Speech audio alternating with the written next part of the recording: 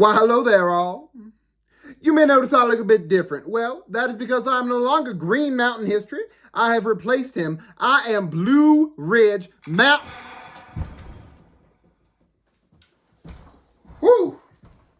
I don't know about you, but I'm pretty sure that gun sound effect didn't sound good. Anyway, I'm back. It's me, Green Mountain. That was just my autistic way of saying that I shaved. And, I'm starting to think that a beard doesn't look good on me. No. Dude, you're still alive? Wait, pardon me.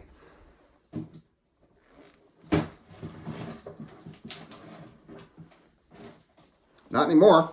Anyway, so, back to Buck. So, last video, we ended on ending letter 3. And so, I'm going to start with the analysis of the 4th letter. Or the first section that Erastus pens of this letter was on October 14th, 1861. I'll later get to why it's the first section. But here he mentions that he has now participated in a true skirmish.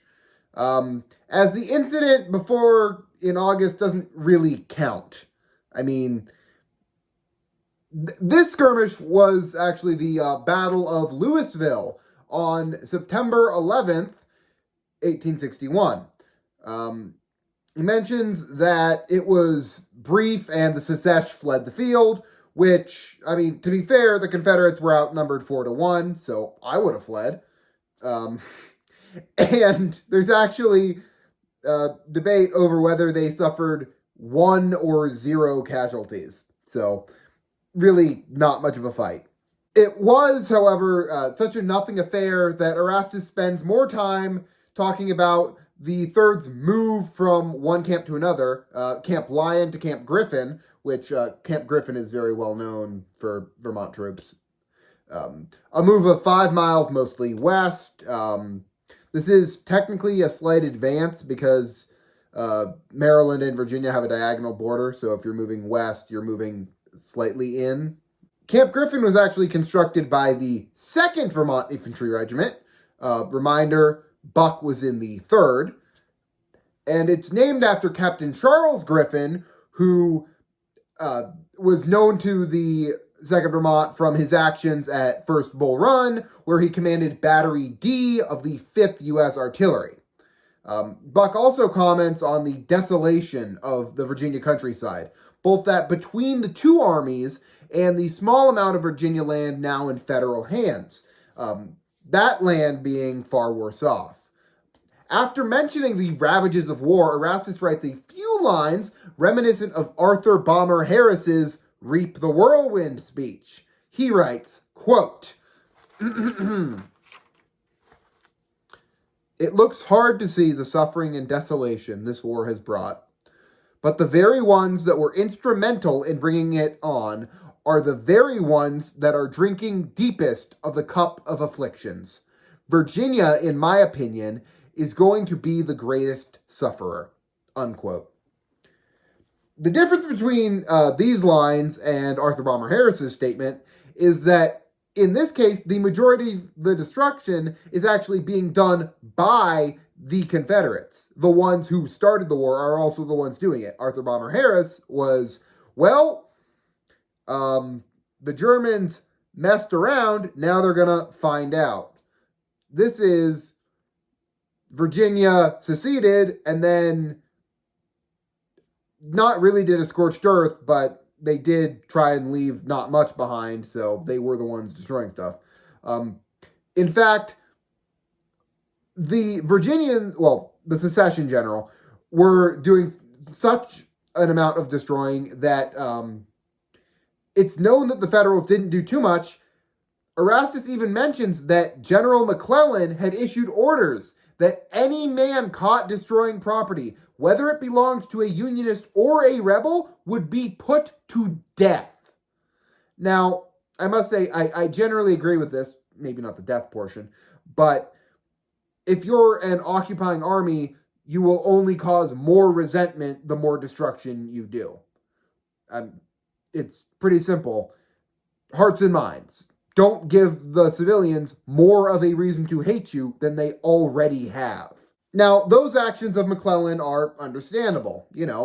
Try and keep the civilians on your side. What I find slightly less understandable is that McClellan actually sent a letter directly to PGT Beauregard asking that he order Confederate pickets not to fire unless fired upon, as that was the orders that the Union men were acting under, which it's generally a bad idea to tell your opponent what your marching orders are. I mean, that's just common sense. But he sent the letter, and the interesting thing is that Erastus heard about this letter being sent and agreed with it. Erastus was actually grateful that at least an attempt was made to make picket duty slightly safer. While you and I might, in hindsight, look at that and go, well, that's kind of a dumb request. You're at war, of course. Men are going to take pot shots at each other. You're a soldier who signed up to fight. You're going to fight. Erastus didn't see it like that. He signed up to fight, not to do little pot shots, not to get shot when he's on a smoke break, Erastus would much prefer to be actually fighting than picked off on guard duty, which guard duty already isn't fun. Another thing that isn't fun is friendly fire incidents. And although the 3rd hadn't experienced one yet, the chances of them experiencing one in future were about to decrease, as the men were on the verge of receiving their new federal blue uniforms, as opposed to their old Vermont-made uniforms, which were gray. They were actually produced by Maryland Co. of Reading, Vermont, and like many militia uniforms pre-war, they were gray. I mean, this led to confusion at Bull Run, and so uniforms of both sides were now becoming more, uniform. Another bit of kit that was soon to arrive was the famous Sibley tents. These tents, by Erastus's reckoning, were already late, as Virginia was experiencing a colder than usual October, and they should have already had their warm weather tents.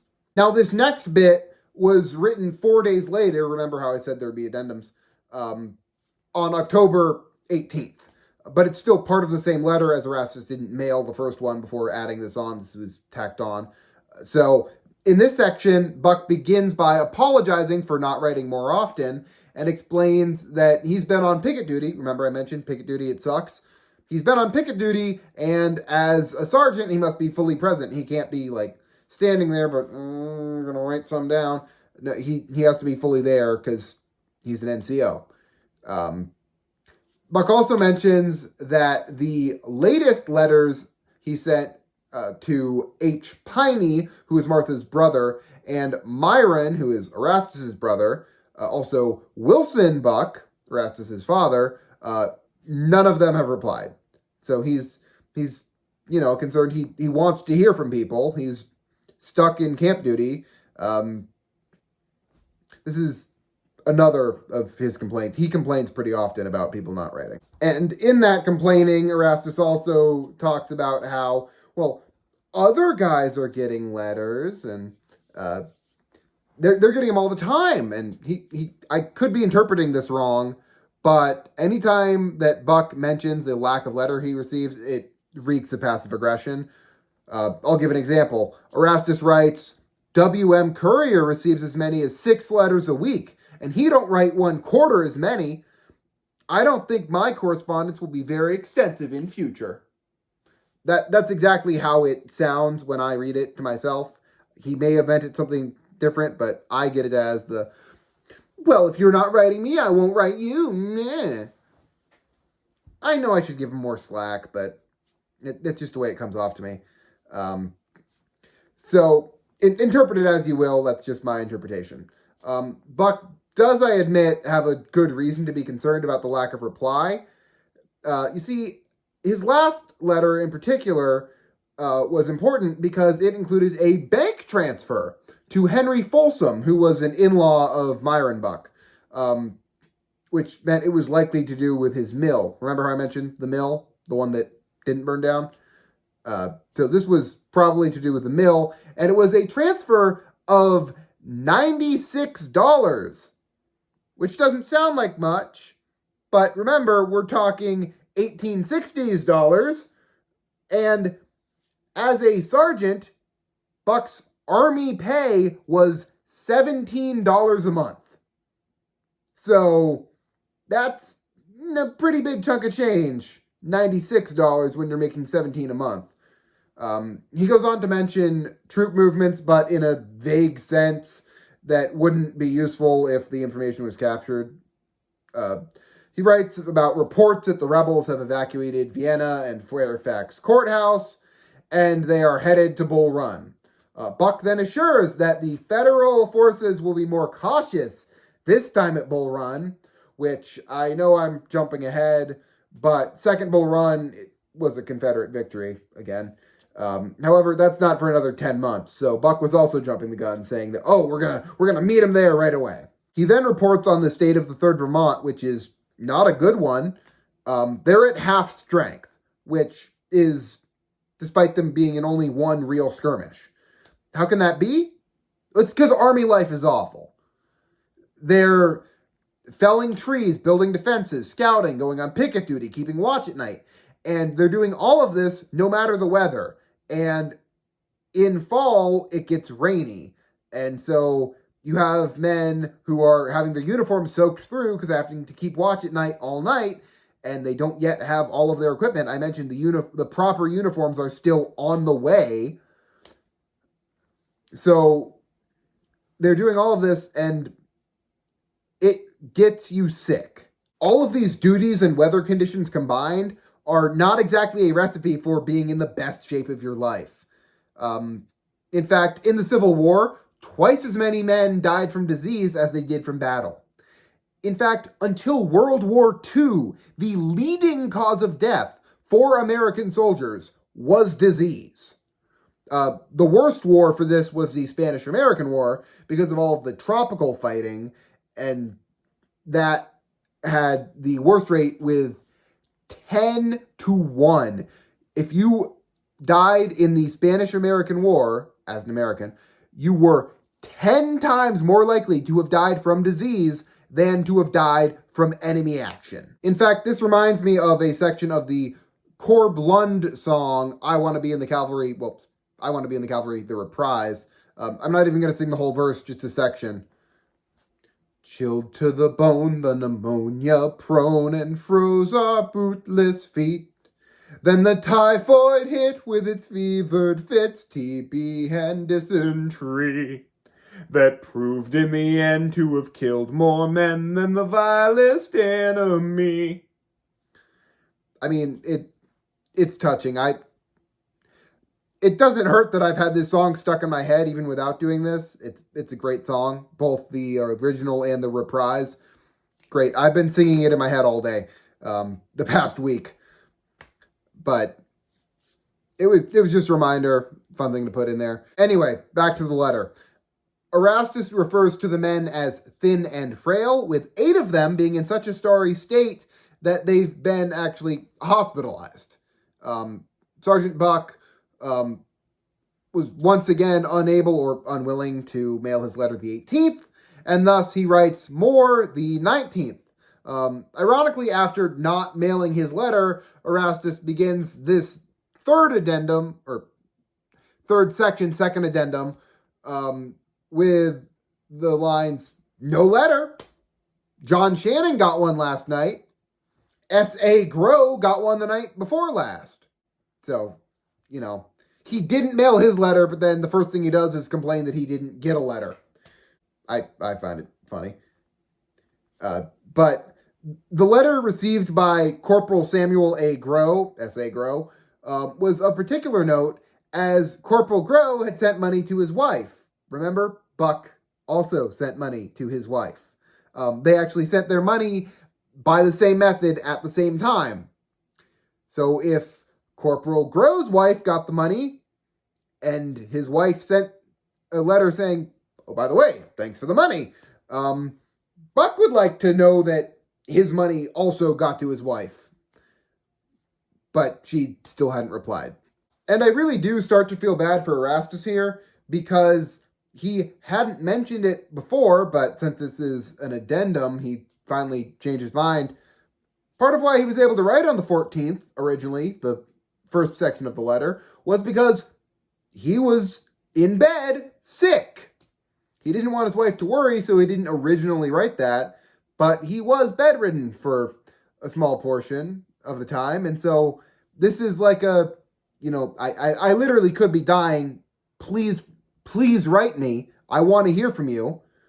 But speaking of sickness, Buck writes that the Grow boys are well, those being Corporal Grow, who I just mentioned, and his brother, Private Joseph B. Grow. However, of the Briggs brothers, while Lucius is well, Horace is in the hospital. Richard W. Gray was still well, and Erastus also mentions talking with some boys of the 4th Vermont Infantry Regiment, which, of course, he was able to do because the 3rd and the 4th were both in the same brigade, the 1st Vermont Infantry Brigade. And he says that of the boys who Martha would know in the 4th, all are well, with one exception, that exception being Marsh. He doesn't give a last name. Well, I guess Marsh could be a first or a last name. I would assume last name, but it could be short for Marshall. I don't know. Anyway, Marsh is suffering from rheumatics. Buck then writes of a battle at Harper's Ferry in which he didn't participate, so I don't really care about it. He does mention the capture of a cannon, but it's one cannon. Even if it was a 32-pounder, which he mentions, that's still just one gun. Then, seemingly still having it stuck in his head about Bull Run, he just says, like, oh, and our winter quarters will probably be in Bull Run. Which, no, but that's what he thought. He also then writes how much he misses Martha and the children. And that somehow isn't the end. He does another addendum on the 20th. The next section begins with, any bets? Any bets on what it begins with? That's right, it begins with him complaining that he's not getting any letters. In this, I really do mean any letters, because it's not just Martha who hasn't replied yet. He's written other family and friends, and they have not replied either. Buck actually goes on to ponder this, saying, how is it... Sorry, I'm paraphrasing. He wonders, how is it that he found time to write while on duty, and write several people, and none of the people he wrote have written a single letter in reply. They only need to write one while he's writing several. This isn't adding up to him, and he's wondering how they're not finding time to write the guy who's putting his life on the line while they're safe at home. A thank you would be nice. And I kind of empathize with him there. Like, imagine getting ghosted while you're serving your country. That sucks. Erastus then writes, saying that he expects a battle near Fairfax Courthouse soon, and that the men are anxious to have it come. They're raring for the fight. Then he shares information that in the modern military would almost definitely be censored. Just straight up divulging troop movements that are in the works as he's writing.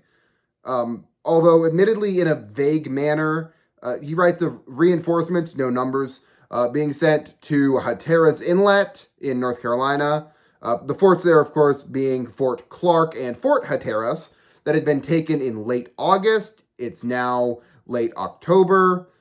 And actually earlier in October, there had been some other action there, but he doesn't write of it.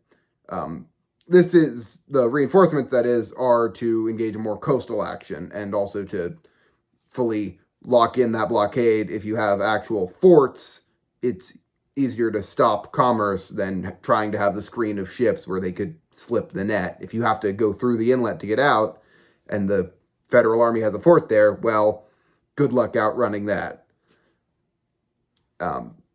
However, he doesn't just share that information. He also, and this might be wider known because this got to him, he shares of 6,500 California troops heading east through New Mexico, and states that they're going to have a negative effect on Confederate commerce. And Erastus then reinstates that he is in a good fighting mood. He signs off by telling Martha to tell Willie and Walter to behave and that he misses all three of them. Whew! Wow! That was a long letter. In fact, here are my notes for that section. That's over 7 pages. I say over because I have more here. Anyway, join me next time when I will discuss Buck in the Peninsula Campaign, which also means that I will finally move on from 1861. Green Mountain History, signing off.